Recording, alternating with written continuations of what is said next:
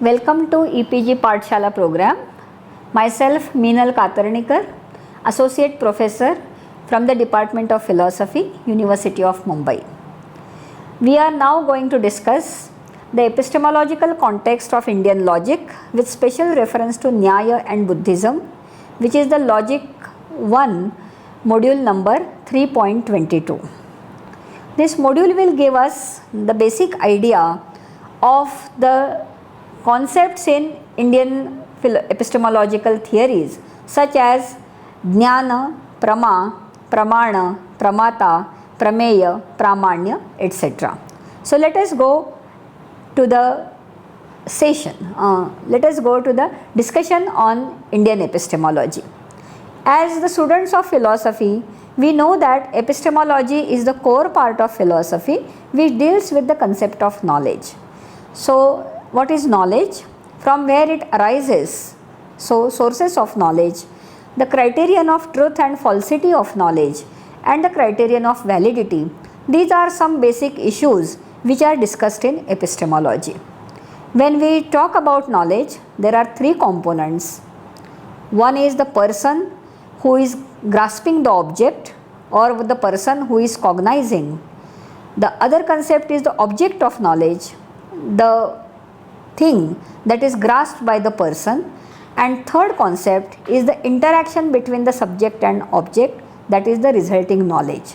So there are three basic notions in epistemology: the subject or the knower, the object or the known, and the knowledge as the resulting cognition. What is the status of these concepts in Indian tradition? When we talk about knowledge in Indian tradition, we have to differentiate between two basic notions, Jnana and Prama. Jnana stands for cognition and Prama stands for knowledge. So the difference between cognition and knowledge is worth considering. Cognition would be any experience like true experience or memory or dream or illusion where we don't particularly differentiate between true or false cognition. So any experience irrespective of truth and falsity is cognition. It is the broader concept of which knowledge is a small part. Knowledge means a true cognition.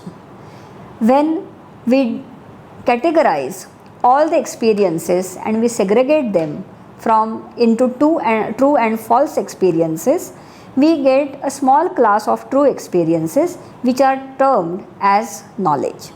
To be specific, or if we want to know more terms about this, cognition is equal to aesthesis in the Greek tradition and knowledge is equivalent to episteme in the Greek tradition. These are respectively known as Jnana and Prama in Indian tradition. In the context of Indian tradition, two main notions are very important. One is Jnana and the other is Prama. Jnana is equivalent to cognition in epistemology and Prama is knowledge. The distinction between two is the criterion of truth or the distinction between truth and falsity. The term cognition or Jnana is used in at least two senses. The first sense is the general sense where all the kind of cognition or all the kind of experience is taken into account irrespective of the question of truth and falsehood. In other words, all the experience or all the cognition before demarcating between true and false is termed as Jnana. The second sense of the term cognition is epistemological sense where it is used to be designated only for a true cognition. This true cognition is termed as Prama in the Indian tradition.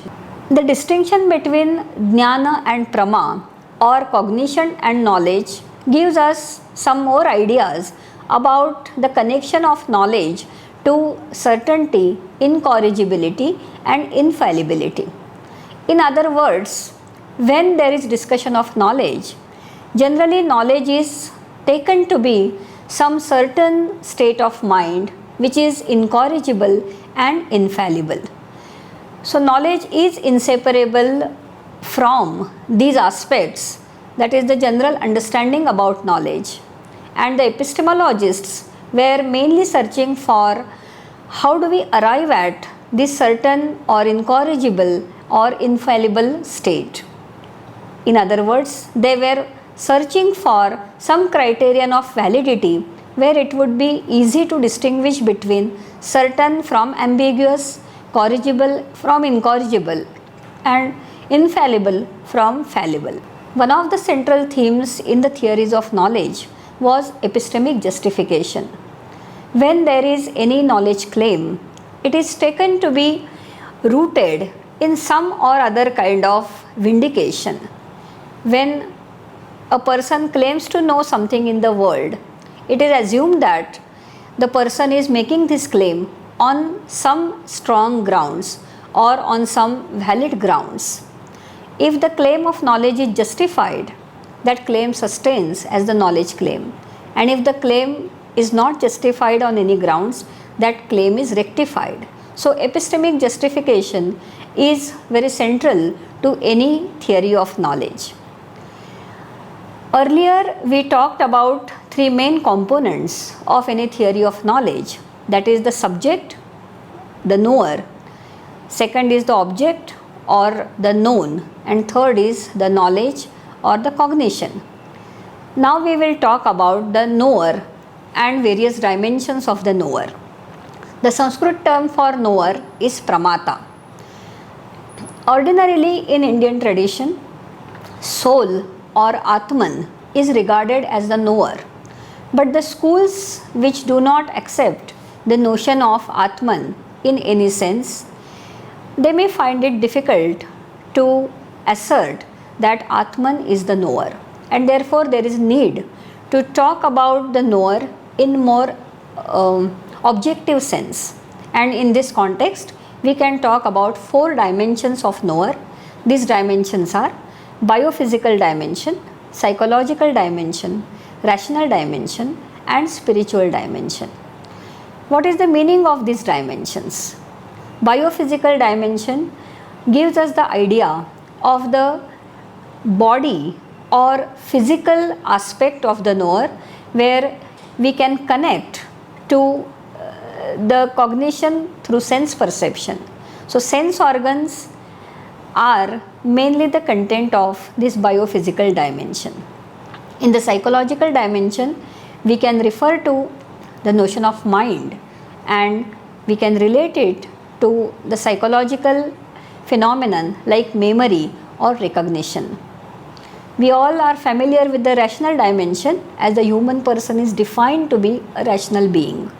So rational dimension designates the concept of rationality or intellect in the human existence.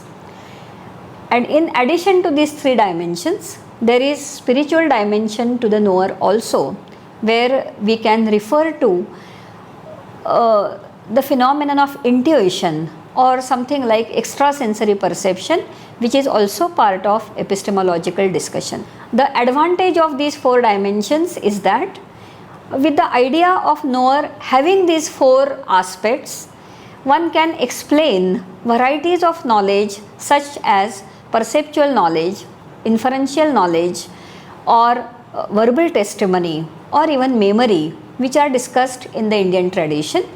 And also the articulation of knower in this way will be acceptable to both the varieties of schools, Atmavadin as well as Anatmavadin. Now we discuss the concept of prameya or the object of knowledge. Earlier we had seen that the world or the notion of the external world can be conceived as the object of knowledge. But what is really the notion of external world or reality? Reality can be conceived as one or many or manifold. It can be conceived as empirical or transcendent or both. And with all these features, this reality can be regarded as the object of knowledge. That means we can have knowledge of one reality or many realities or many aspects of the reality.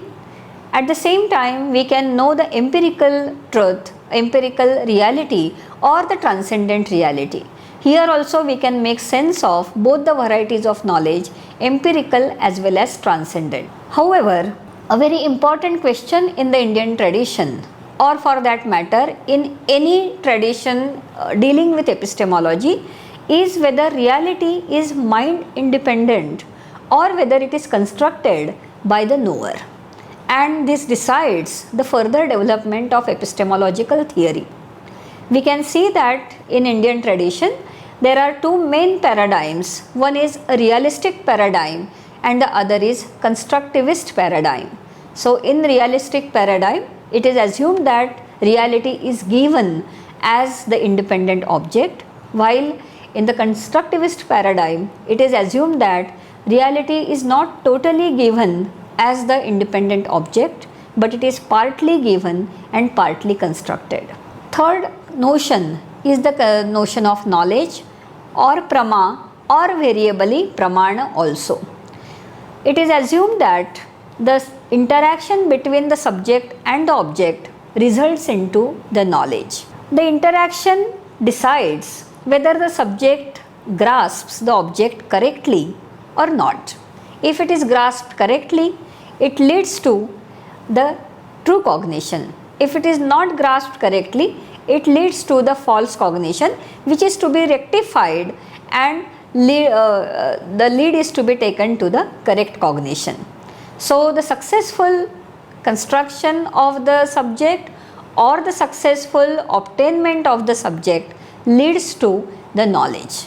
The term pramana is very important in the Indian context. There can be variations about the nature of pramata, the nature of prameya, but one thing is very sure, that pramana is been accepted by all the traditions in Indian philosophy.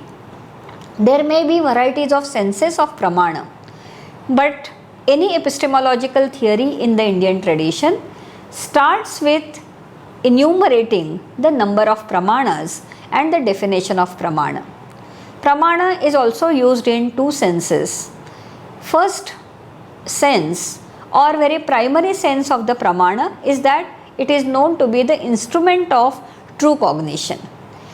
It is regarded as something which helps the person to arrive at true cognition.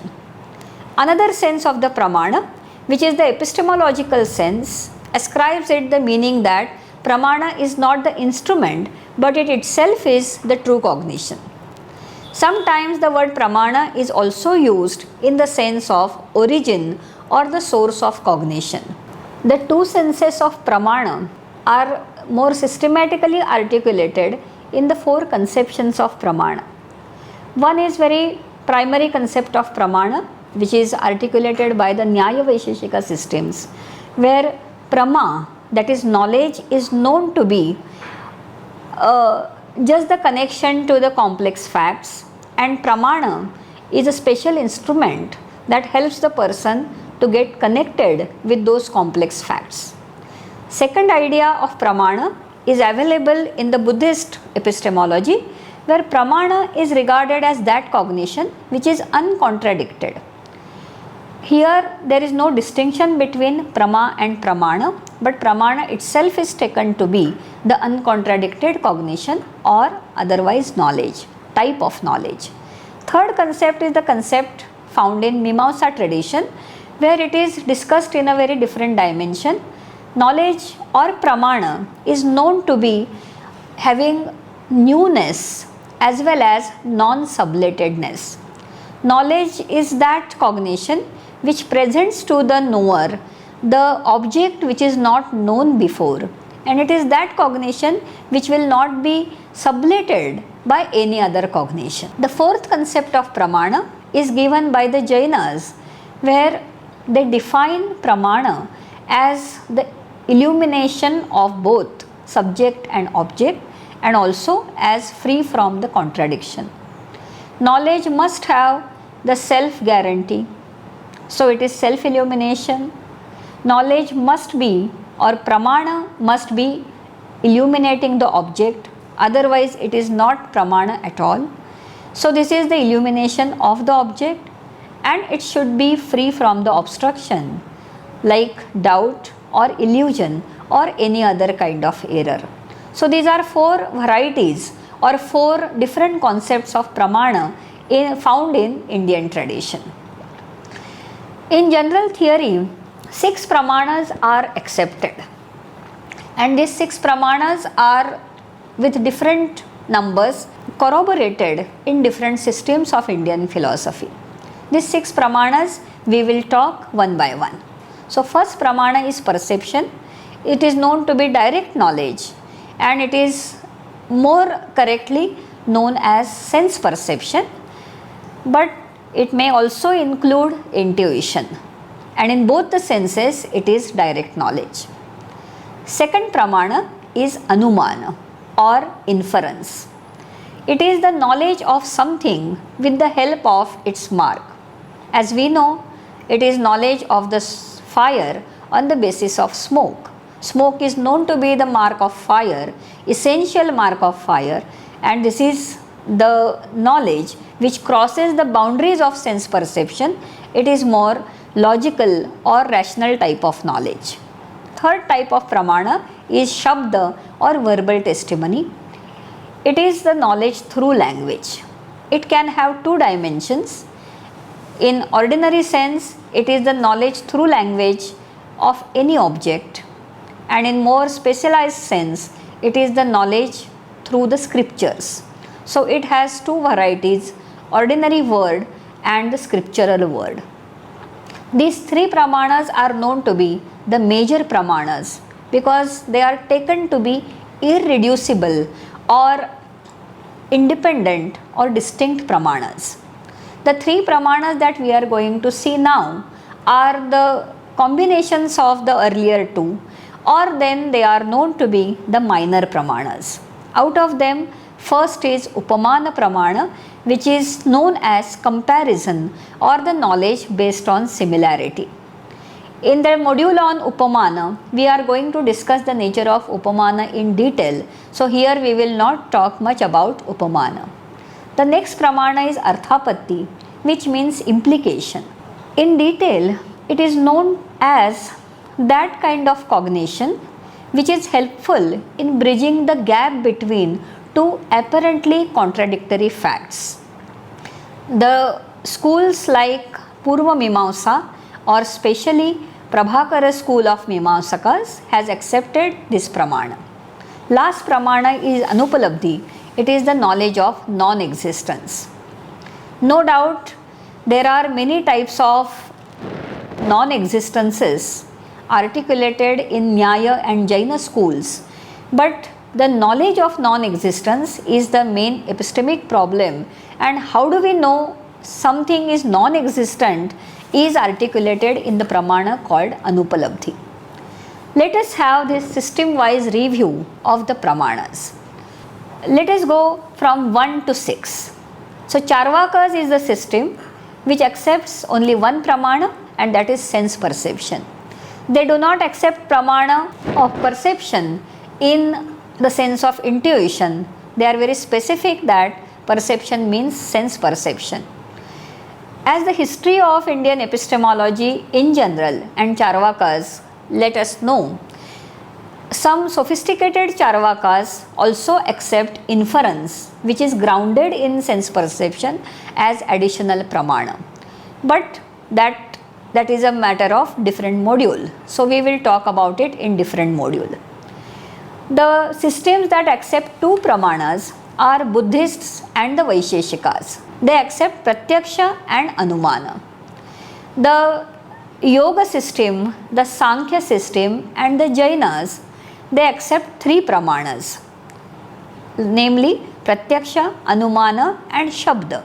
The Jaina logician Siddhasen Divakara has introduced into his text titled Nyayavatara the scheme of 3 pramanas which is suitable to the ordinary Indian discourse. Otherwise, the Jaina theory of knowledge has a different scheme of pramanas. So, according to general tradition, the pramanas that are accepted in Jaina tradition are 3 in number: Pratyaksha, Anumana and Shabda.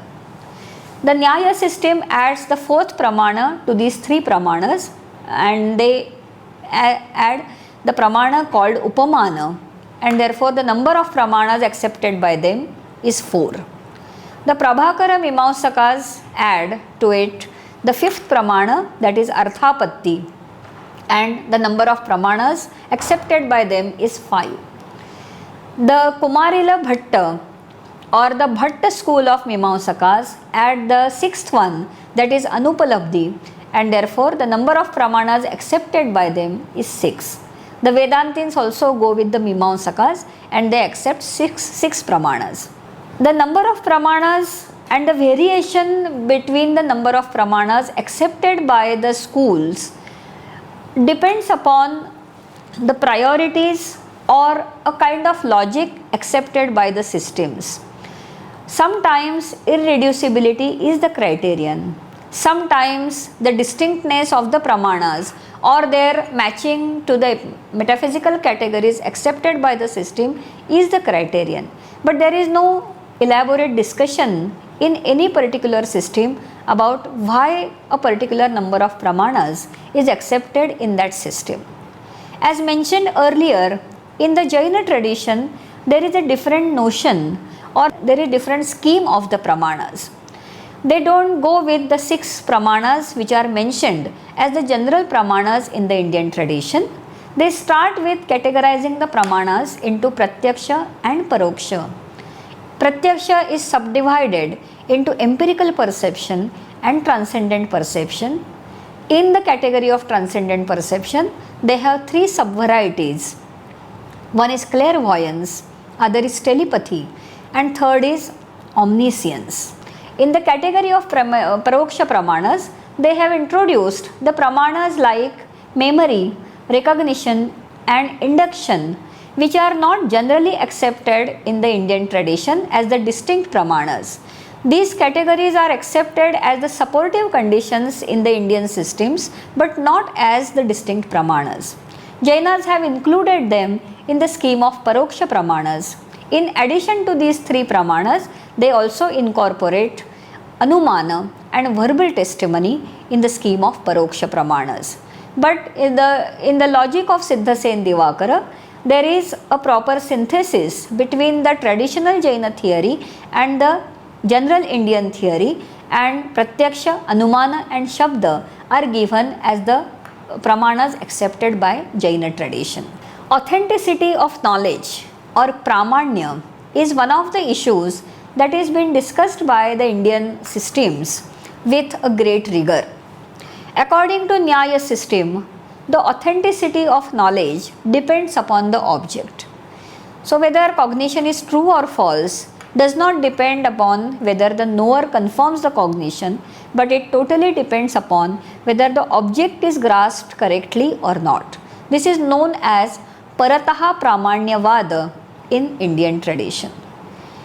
To be more specific, validity or authenticity as well as invalidity or inauthenticity both depend upon the object, and Nyaya view is known as Parataha Pramanyavada as well as Parataha Apramanyavada.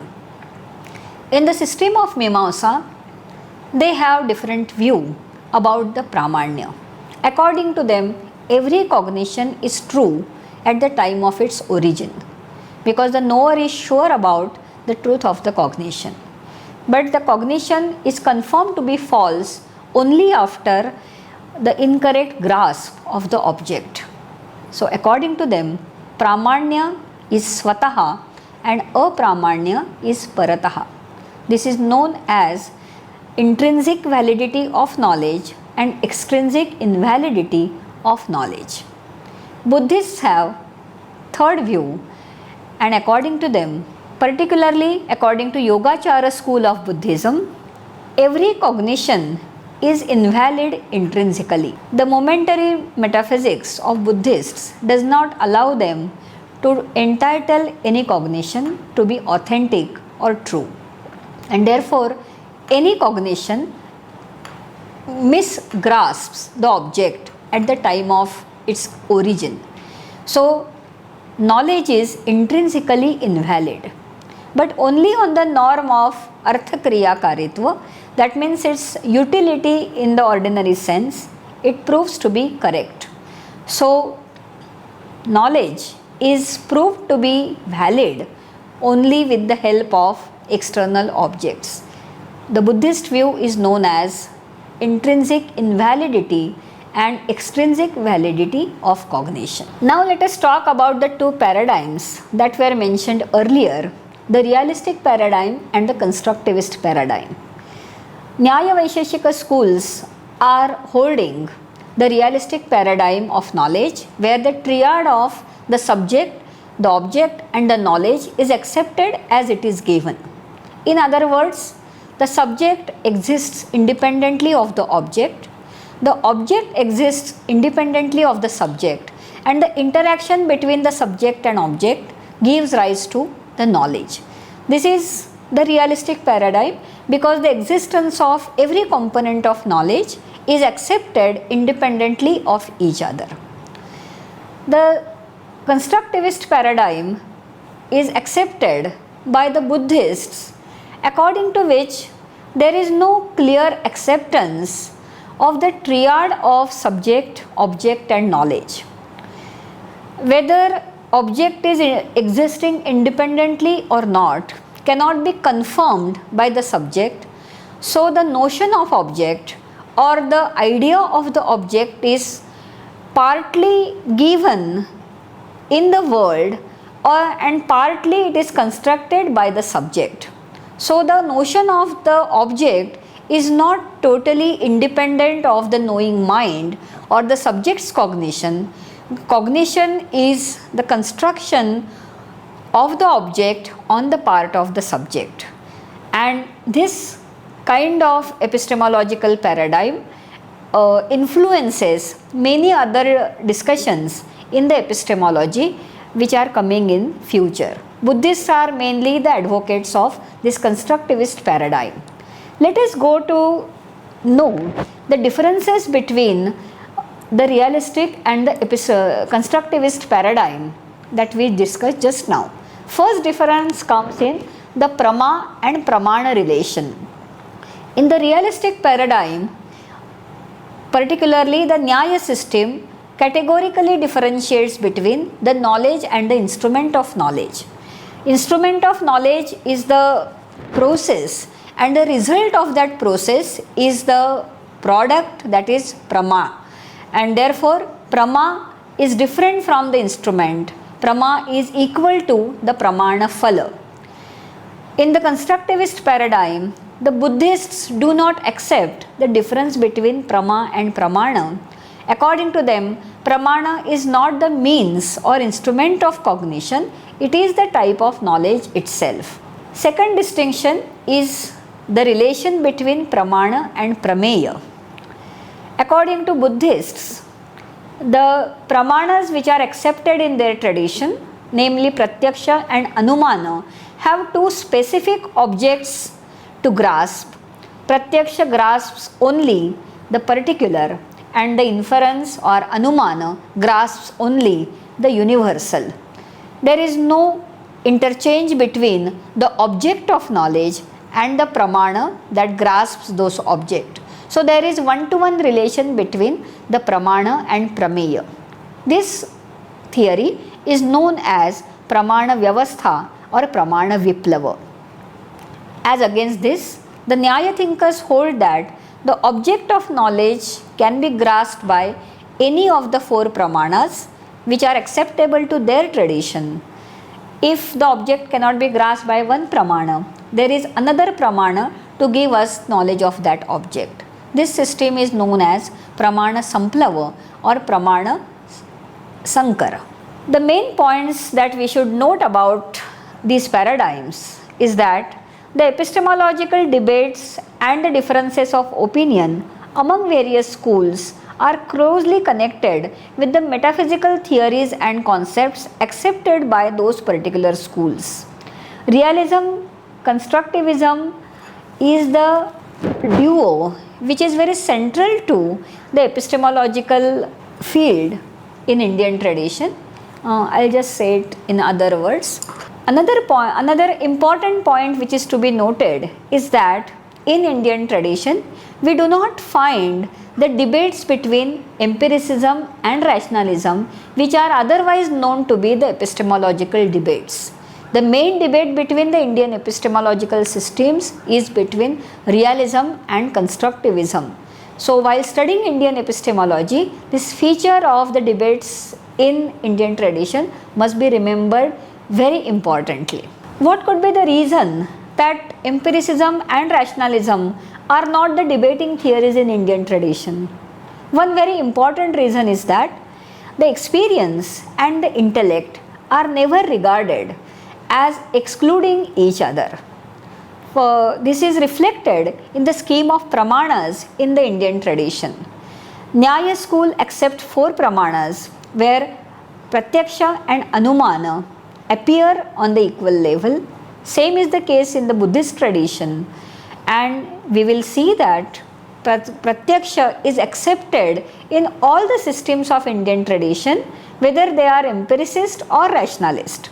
So, meanings of the terms empiricist and rationalist in Indian traditions are not exclusive to each other, and in no sense experience and the reason are regarded to be anti or opposite to each other. To summarize, Indian traditions cannot be regarded or cannot be classified either as empiricist or as rationalist in any formal sense of the term. It would be helpful to differentiate between the realistic traditions and the constructivist traditions in the context of Indian epistemology. From the discussion that we had earlier, we can see that in the context of Indian epistemology, it would not be proper to regard the epistemological theories as giving importance to only formal logic.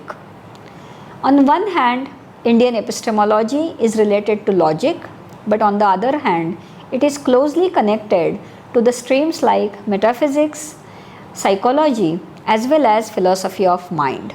So, it is a very comprehensive picture of the sources of knowledge, the criterion of truth and falsity, and mainly the idea of the object, whether it is given or whether it is constructed.